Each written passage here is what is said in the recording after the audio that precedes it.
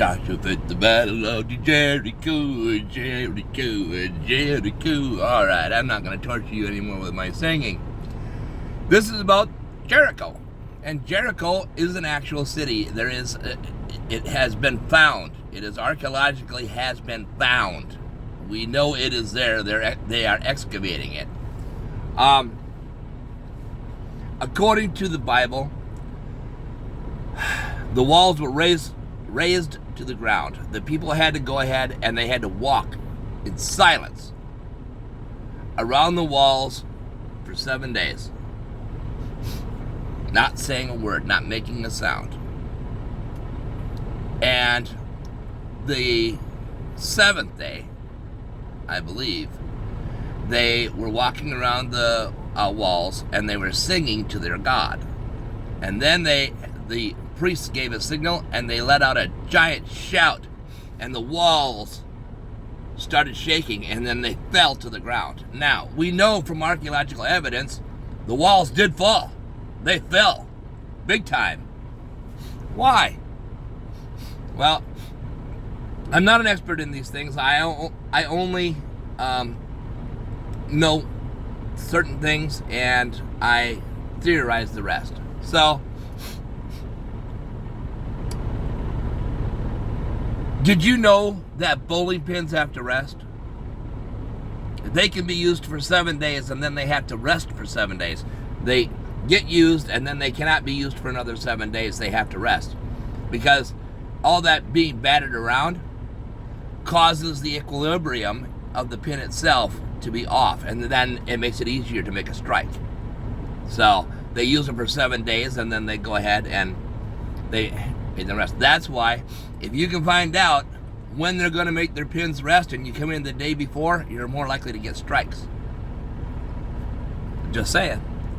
Anyway, it's the same way, right? If you are walking, you've got all these millions of people that are walking around the walls. They're not saying anything, they're just walking around the walls, That's, after a number of days, it's going to cause the equilibrium of the entire area to be off, right? Then they're walking around the walls and they start singing to their God. Guess what? Now you've got the acoustics along with the equilibrium, and it's starting to kind of do this a little bit. You know, shake it a little bit. People of Jericho are still laughing. You're never going to get our walls down because we got Irishman walls. You don't know what an Irishman wall is? That's a wall that's 10 feet tall and 20 feet wide. We got Irishman walls. Don't ask me why they call it that. I don't know. So, then all of a sudden the priest says, now, and they go, "Oi!" or whatever it is that they yell.